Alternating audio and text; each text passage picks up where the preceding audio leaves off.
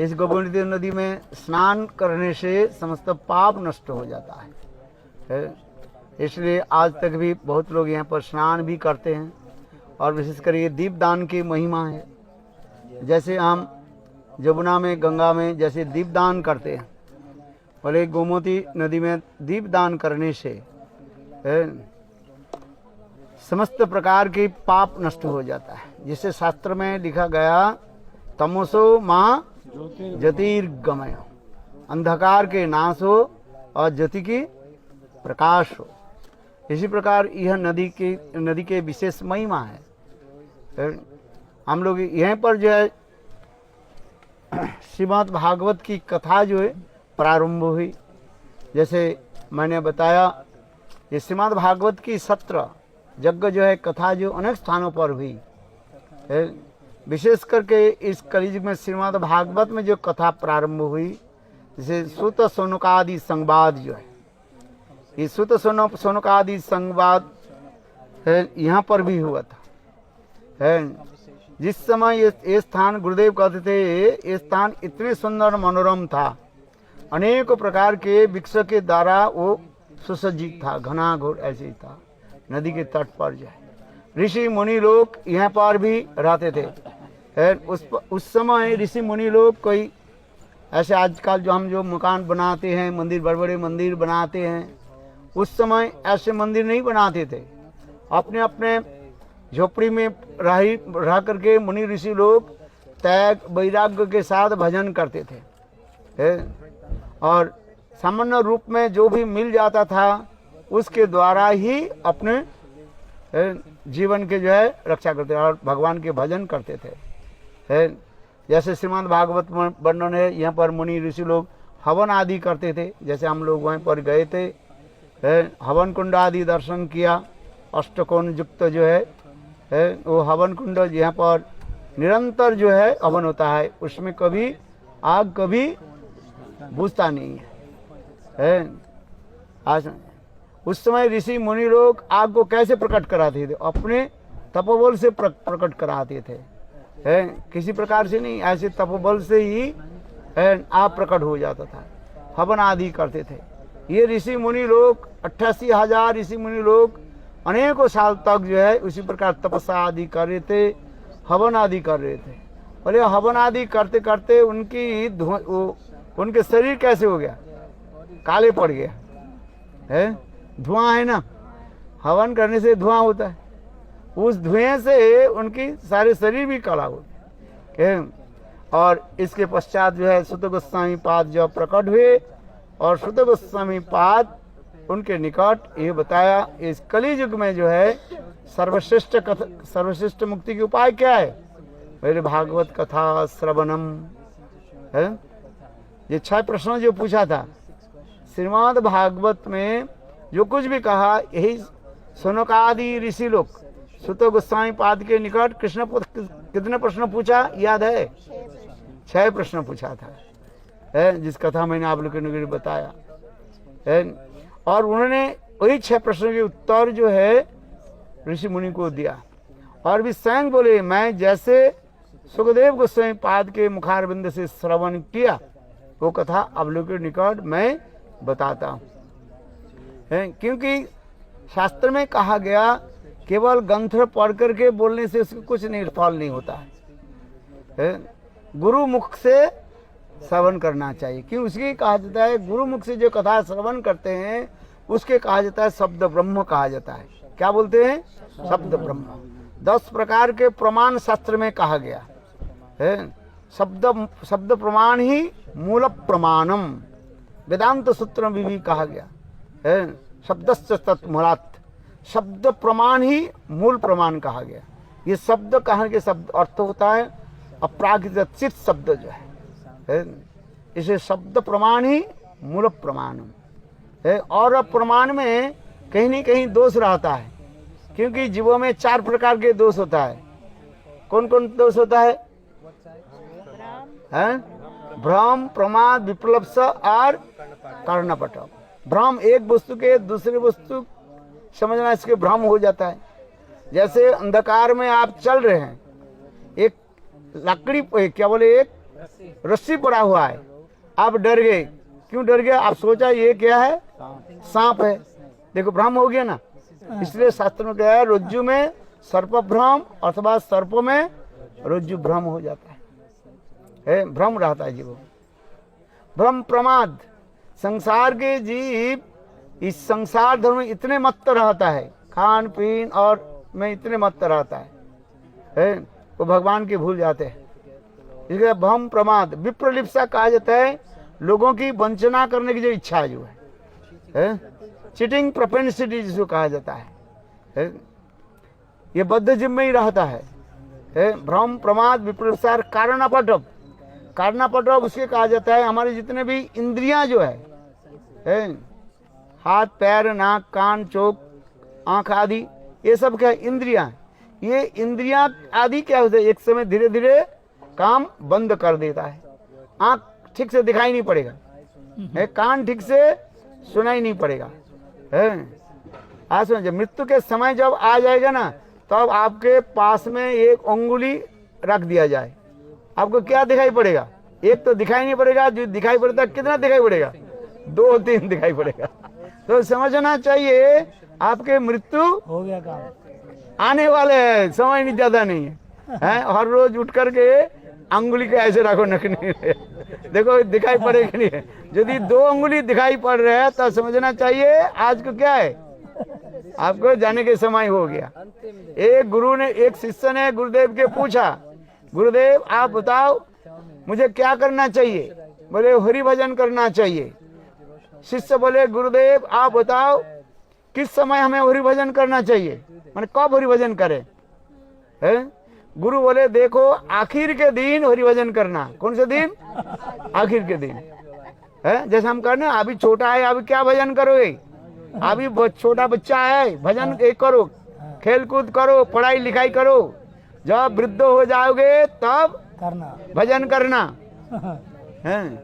अभी भजन करने की जरूरत नहीं है, अभी तो मस्ती करो, विवाह शादी करो, मकान बनाओ, बाल बच्चा आदि पालन पोषण करो, है कि नहीं है? शर्मा जी लोग कहते कि नहीं कहते हैं? अच्छी तरफ से मकान बनाओ है और खाओ पियो मरो। जब वृद्ध हो जाओगे, काम आँख काम नहीं करेगा, पैर काम नहीं करेगा, तो अब कहाँ जाओगे?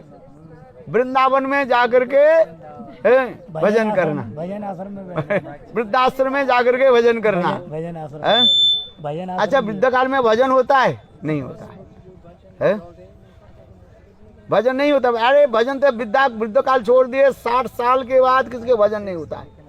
60 मर जाता है, 60 साल में क्या हो जाता है? 60 हजार उसके जितने समझा, वो जो समझे है वही करेगा। वो बुद्धि सटे आ गई, बुद्धि सटे आ गई भाई, वो कुछ नहीं होता है उसे। क्योंकि देखो हमारे शास्त्र में लिखा है ये देखो हमारे शरीर क्या होते, धीरे धीरे सारे इंद्रियां काम छोड़ देते हैं। ईदं शरीरं सतसंधि जर्जनम किमौषधि पृच्छते अरे ये शरीर जो है कितने संधि है, जोड़ है नहीं है, हर रोज कष्ट होता है। वृद्ध काल में भजन होता है, इसलिए कहता है ईदं शरीरं सतसंधि जर्जनम किमौषधि पृच्छते मूढ़मते। अरे मूढ़मते मूर्ख है, और इसके लिए औषधि क्या है? बोले कृष्ण नाम जप करो है, और कुछ नहीं होता है। इसलिए देखो बद्ध जीव में यही होता है, भ्रम प्रमाद विप्रलिप्सा और कारणपट। हमारी इंद्रिया काम नहीं करना शुरू कर देते, काम करना छोड़ देते हैं। इसलिए कहते हैं भाई हरि भजन करो, इसलिए करे बद्ध जीव में ये 4 दोष रहता है। कितना दोष रहता है? भ्रम प्रमाद विप्रलिप्सा और कारणापटव, ये रहता है जीव में है। किंतु जो मुक्त महापुरुष होते हैं उनके 4 दोष नहीं रहता है। वो दिव्य नेत्र से वो सब दर्शन करते रहते रहे। जिस प्रकार व्यास प्रसादेन, व्यास देवी के कृपा से संजय धृतराष्ट्र के निकट सारे कुरुक्षेत्र की युद्ध की वर्णना करने लगे, बोलने लगे। गीता में लिखा है ना, व्यास प्रसादेन, व्यास देव के कृपा से संजय सब कुछ दर्शन करके धृतराष्ट्र के बताया है। इसलिए कहा जाता है ये गुरु मुखात श्रवणात् है, गुरुदेव के मुखारविंद से श्रवण करो और उसकी पालन करो, तो धीरे धीरे आपके हृदय में सब प्रकट हो जाएगा। इसलिए गोमती रिवार जो नदी जो है एक साधारण नहीं है। जहाँ पर ऋषि मुनि लोग इस स्थान को चुना है, इस स्थान में बैठ करके भजन साधन करते थे। और यहीं पर जो है सुत गोस्वामी पाद सौनकादि ऋषि के निकट वह भागवत कथा श्रवण कराया है। ये बहुत दिव्य स्थान है। गुरुदेव कहते थे, ये देखो कृष्ण उस समय सुत गोस्वामी पाद जब आए, ये स्थान इतने सुंदर पवित्र था है। ये हम लोग इस स्थान पर आए हैं, दर्शन किया। स्थान के स्पर्श करने से, धूलिकणा के स्पर्श करने से हृदय में सब कुछ प्रकट हो जाएगा है। इसलिए हम लोग क्या करना चाहिए है, यहाँ पर हरि भजन करना चाहिए है। केवल स्नान करने से नहीं होता है। देखो नदी में मछली है कि नहीं है, कछुआ है कि नहीं है, नदी में मछली भी है और कछुआ भी है, क्या वो पवित्र है? पवित्र नहीं है। फल मूल खा करके हरी मिले तो कितने बंदर बंदराई वृंदावन में जाए। बंदर क्या खाते हैं? फल मूल खाते हैं नहीं। फल मूल खा के हरी मिले तो कितने बंदर बंदराई, और दूध पी करके हरी मिले तो कितने बछड़ा। ये बछड़ा है ना, देखो गाय, भगवान मिल जाता है। मीरा कहे बिना प्रेम से नहीं मिले नंदलाला है। इसलिए हरिभजन करिए, प्रेम से हरिभजन करो है। संत महात्मा के संग करो और हरिनाम कीर्तन करो। इस कलियुग में हरिनाम करना पड़ेगा है। जैसे उन कथा सुना है ना तुलसीदास जी ने, बारी मत गिट्ट होई सिकताते बोरु तेल बिनु हरि भजन भवतरिय सिद्धांत अपे। यह सिद्धांत है। बारी मते गिट्ट है। जल के मंथन करने से घी मिलता है। यदि जल के मंथन करने से, मथने से घी मिल जाए, सभी लोग घर घर में क्या मिलेगा? चोपड़ी रोटी मिल जाएगी है। बोले नहीं मिलेगा। बारी मते गित, यदि कार्य बोले अच्छा कोई कहा दे मुझे मिल गया है, जल को मंथन करके मुझे क्या मिला? घी मिला। मिलता है? नहीं मिलता है। तो अब भी तुलसीदास कह रहे हैं असंभव का मैं संभव मान लेता हूँ। सिकताते बोरु तेल है। देखो रेती कना को बालू के पीस करके मुझे क्या मिल गया? तेल मिल गया है। यदि तेल मिल जाए तो सारे तेल फैक्ट्री सब जगह बन जाएगा। दुकान से कोई तेल नहीं खरीदेगा है, करेगा कोई? तथापि तुलसीदास जी कह रहे हैं अच्छा ये असंभव है, मान लिया है। ये रेत कणा को यानी बालू को पीस करके मुझे तेल प्राप्ति हो। किंतु किसी ने कहा दिया मैं हरिभजन नहीं किया, भगवत नाम जप नहीं किया और भगवान मुझे मिल गया है, ये झूठ है। ये सुनिए, इसलिए कहता है सबको हरिभजन करना पड़ेगा है। और कलियुग में विशेष करके हरिभजन क्या है? ये भागवत कथा श्रवण करो और हरिनाम करो। हरे कृष्णा कृष्ण कृष्ण हरे हरे, हरे राम राम राम हरे हरे। कलियुग में केवल बोलो नाम आधारा सुमेरु सुमेरु नर उतरहि पार। कुछ भी कर लीजिए, भागवत भी पढ़ लीजिए, यदि हरिभजन नहीं किया, हरि नाम नहीं किया, कुछ नहीं मिलेगा। इसलिए कहता है हरे नाम इव केवलम कलो नास्तेव गतिरन्य है। शर्मा जी ठीक है कि नहीं है? कुछ भी कर लीजिए, जो कुछ भी करना है, दान पुण्य सब कुछ कर लिए, अच्छी बात है किंतु क्या करना पड़ेगा? हरिनाम करना पड़ेगा है। ललाट में तिलक रखाओ, जैसे आप लोग ने रखा तिलक, बहुत अच्छा लग रहा है कि नहीं है? ललाटे तिलकं नास्ति कंठे नास्ति त्रिकंठिका और हृदय नास्ति गोविंद स नर पशुर उदाहृत। शास्त्र की वचन है। यद्यपि ये वचन हमें सुनने में क्या लगते हैं? कड़वा लगते हैं ना, करेला जैसे लग रहे हैं, किंतु क्या करे, शास्त्र में तो लिखा ही गया है। क्या रखना चाहिए? ललाट पर तिलक लगाओ, है। जैसे हमारे देखो क्या नाम है, पांडे जी, तिलक अच्छा लग रहा है कि नहीं लग रहा है? उसके फोटो ले लो, है, और इंटरनेट में दो, बोले देखो हमारे पांडे जी के कैसे सुंदर तिलक रखा। और हमारे कहाँ गए? राम प्रभु। हाँ, मिश्रा जी देखो, है, तिलक है कि नहीं है? और पांडे जी कहाँ गए? और देखो, है, हमारे प्रभु जी मथुरा इसमें आए, दिल्ली से आए, सब भक्त देखो, यहाँ तक कि विदेशी लोग देखो, है, कोई इंग्लैंड से आया, कोई अमेरिका से आया, कोई फ्रांस से आया, है, और न्यूजीलैंड से आया, कहाँ है, साइबेरिया से आ गए, मॉस्को से आ गया, देखो, है, हाँ, न्यूजीलैंड बिल्कुल जो है समुद्र की अंतिम सीमा जो है, उसके पास और कोई देश नहीं है, फिजी, उसके बाद फिजी के बाद और कोई देश नहीं है। ऐसे देखो देश से लोग आए, देखो उन लोग भी तिलक धारण किया कि नहीं किया है? हाँ, और भी देखो धोती भी पहनी हुई है और साड़ी भी पहनी हुई है। हमारे भारतीय सभ्यता संस्कृति उसके कहा जाता है? गर्व से कहो हम क्या है? हिंदू है। हिंदू में क्या रखना, चोटी रखना चाहिए कि नहीं चाहिए? देखो हमारे पांडे जी चोटी रखा कि नहीं रखा? हाँ, सब भी रखा है। हाँ, अभी रखा, अरे अभी तो रखे नहीं, बहुत दिन से रखा तो है ना, है? हाँ, बहुत अच्छी बात है। भूला शाम को घर आ जाए तो भूला नहीं कहा। हाँ, बस है, इसलिए ललाट पर तिलक रखना चाहिए और शिखा रखनी चाहिए, है। हाँ, समझ में नहीं है? भागवत में भी लिखा गया, शास्त्र में ही लिखा गया, ललाटे तिलकं नास्ति कंठे नास्ति त्रिकंठिका। गले में क्या रखना चाहिए? त्रिकंठिका रखना चाहिए, गले में तुलसी माला रखना चाहिए, शास्त्र में लिखा गया।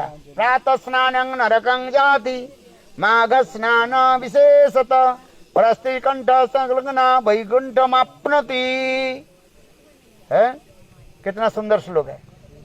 प्रातः स्नानं नरकं जाति, प्रातः काल में स्नान करने से जीव कहाँ जाता है? कहाँ माने स्वर्गलोक में चले जाते हैं। नित्य प्रत्यह हर रोज प्रातः काल में उठ करके स्नान करने से कहाँ चले जाते हैं? स्वर्गलोक।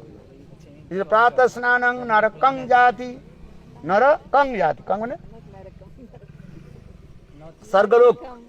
और फिर नरकं, जो प्रातः काल में स्नान नहीं करता है वो कहाँ जाता है? नरकं जाति, नरक में चले जाते हैं। इसलिए प्रातः स्नानं नरकं जाति। माघ स्नान विशेषत, माघ महीने में त्रिवेणी में जाकर के गंगा जमुना सरस्वती ये तीनों नदी में, तीन नदी के संगम स्थल, वहीं पर जा वास करने से, स्नान करने से कहाँ पर? सप्तलोक में चले जाएंगे, विशेष स्थान पर चले, स्वर्ग के ऊपर। अब परस्त्री कंठा संलग्ना, परस्त्री माने पर माने श्रेष्ठ, सी माने तुलसी है। गले में तुलसी धारण करके जो नित्य प्रत्यह स्नान करते हैं उसके कहा जाता है? वैकुंठ माप्नोति, वैकुंठ प्राप्ति हो जाता है। इसलिए गले में क्या धारण करना चाहिए? तुलसी धारण करना। यहाँ वो परस्त्री ने दूसरे के स्त्री को कान पकड़ कर स्नान करो, हाँ? ये मूर्खता, लोग उल्टा अर्थ कर देते हैं। दूसरे के स्त्री को तो दर्शन करना नहीं चाहिए, उसके दर्शन करना है कैसे? दूसरे स्त्री को कैसे दर्शन करो? मातृवत, परद्रव्य लुष्ट्रवत, पर नारी मातृवत, शास्त्र में लिखा गया है। स्त्रियों के कैसे दर्शन करो? माता के स्वरूप में दर्शन करो। हमारे भारतवर्ष छोड़ करके और किसी देश को ऐसे सम्मान नहीं देते हैं। क्या बोलते हैं? भारत माता की जय, कहते हैं नहीं हम लोग, है भारत माता। भारतवर्ष हमारे क्या मातृ स्वरूप है। इसलिए भारतवर्ष में जन्म ग्रहण करने के लिए सारे देवता लोग भी स्तुति करते हैं। भागवत में भारत के इतने महिमा कहा जाता है। ये भारतवर्ष के नाम कहाँ से हुए? ऋषभ देव के पुत्र भरत महाराज के नाम से भारतवर्ष नाम हुआ। कुछ लोग कहते हैं शकुंतला के पुत्र भरत के नाम से भारतवर्ष है, किंतु श्रीमद् भागवत कहते नहीं, ऋषभ देव के जो पुत्र भरत महाराज के नाम से ये भारतवर्ष नाम। पहले नाम था अजनाभ वर्ष है, किंतु देखो ऋषभ देव के पुत्र भरत महाराज के नाम पर ये भारतवर्ष नाम है। यह भारतवर्ष से कहते हैं भारत भूमि ते जन्म होई लजार, जन्म सार्थक करी करो परोपकार। भारतवर्ष में जन्म लेना भी बहुत कठिन है, इसलिए देवता लोग भी प्रार्थना करते हैं, हे प्रभु मुझे भारतवर्ष में जन्म दीजिए। ऐसे जज क्यों, जितने हमारे भगवान अवतार आदि प्रकट हुए, कहाँ जन्म हुआ, कहाँ प्रकट हुए, ये भारतवर्ष में। राम कृष्ण कहाँ प्रकट हुए, भारतवर्ष में। भगवान रामचंद्र त्रेता युग में कहाँ प्रकट हुए, अयोध्या में। भारतवर्ष है कि नहीं है। परात्पर अखंड विश्व ब्रह्मांड के लोकनायक संग वृंदन श्याम सुंदर कहाँ प्रकट हुए, वृंदावन में है। देखो सभी ऋषि मुनि, इसलिए भारतवर्ष कहा जाता है, तपोभूमि कहा जाता है, ऋषि भूमि कहा जाता है। जितना हमारे पवित्र नदी है भारतवर्ष में ही है। आज सुन, इसलिए भारतवर्ष में जन्म लेना ये कोई साधारण बात नहीं है। लोग सोचते हैं ऐसे ही हो गया हमारे जन्म, ऐसे नहीं। भगवान चांस दे रहे हैं। भगवान हमें क्या दिया, चांस दिया। ये एक बार भारतवर्ष में जन्म दिया, देखो ऐसे पवित्र नदी है। यहाँ पर जाओ, यहाँ पर कहीं न कहीं आपके भगवत नाम सुनना पड़ेगा। नहीं चाहने पर भी राम नाम कृष्ण नाम कान में पड़ेगा कि नहीं पड़ेगा। प्रातः काल में उठो, देखो कहीं नहीं कहीं माइक में आपको सुनाई पड़ेगा। ओम नमो भगवते वासुदेवाय, ओम नमो भगवते वासुदेवाय। वृंदावन में चाहो गायत्री मंत्र भी जप होता है। अखंड गायत्री मंत्र भी लोग जप करते हैं। प्रातः काल में उठते ही आपके क्या सुनाई पड़ेगा, भगवत नाम सुनाई पड़ेगा। इसलिए भारतवर्ष छोड़कर कहीं आपको नाम नहीं सुनाई पड़ेगा। इंग्लैंड, अमेरिका, ऑस्ट्रेलिया सब जगह में चले जाए, दर्शन करे, सुनाई पड़ेगा। सब अब उसका सब है। किंतु देखो हमारे भारतवर्ष के ऐसे पवित्र भूमि, देवभूमि कहा गया है, ऋषि भूमि कहा गया है।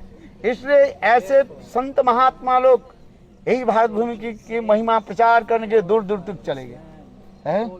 उस समय जो अखंड भारतवर्ष था, ऐसे वर्णन है। जैसे रशिया में कौन सा स्थान है, हम जाते हैं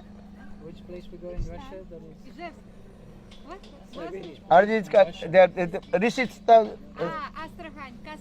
कास्पियन सागर है, बालखिल ऋषि, जहाँ पर भजन सद, उसके नाम ही हो गया क्या, बाल्टिक सागर नाम हो गया। सब ऋषि भूमि के स्थान है वो। पहले ये समस्त जो है हमारे भारतवर्ष की विशाल भूमि था। ऋषि लोग जाकर कहाँ कहाँ दूर दूर जाकर के तपस्या आदि करते थे। काल क्रम में धीरे धीरे छोटा होते जा रहे। काबुल, कंदाहार, ये सब क्या था, सब हमारे भारतवर्ष की दिव्य भूमि था वो। गंधार प्रदेश है, आज समझिए। किंतु धीरे धीरे सब नष्ट होते जा रहे। कारण क्या है, ना हम अपने भजन नहीं कर रहे हैं, इसलिए विधर्मी आकर के हमारे सारे भारतवर्ष के सभ्यता संस्कृति को क्या कर देते हैं, नष्ट कर देते हैं। हम यदि भजन नहीं करें तो आएगा वो है। इसलिए हमारे क्या करना चाहिए, भारतीय सभ्यता संस्कृति के हम पालन करें। है हम करें तो सब लोग ही करेंगे, है कि नहीं है। इसलिए हम यदि पालन नहीं करें, लोग कहाँ करेंगे आप बताओ। आचरण, स्वयं आचरण करके दूसरे को शिक्षा देना पड़ता है। इसलिए ये भारत भूमि है, देखो कैसे सुंदर पवित्र नदी है। गंगा, जमुना, सरस्वती, कावेरी, नर्मदा, ये समस्त भारतवर्ष के तीर्थ भूमि स्थल है। हम लोग जो आए हैं, और कहीं देश में ऐसे नहीं मिलेगा भाई। मैं सारे पृथ्वी छानबीन करके मैं घूम करके देखा, 27 साल तक समस्त जगह में मैंने घुमा है, ऐसे कोई देश नहीं है। अभी न्यूजीलैंड में से आ रहा हूँ, देखो इसको पूछो, है विशाल समुद्र है। तो सब जगह में हम दर्शन किया, देखा, तब हमें अनुभव हुआ कि हमारे भारत भूमि कैसे धर्म है, जहाँ पर गौ माता की सेवा होती है। दूसरी जगह में तो गौ माता के क्या करते हैं, काटते हैं, किंतु हमारे भारत में गौ माता को क्या होता है, पूजन करते है। बोलो गो माता की जय, भारत माता की है, ऋषि भूमि की जय, तपो भूमि की है, नमिसारण्य की है। बोलो वृंदावन बिहारी लाल की जय, जय श्री राधे।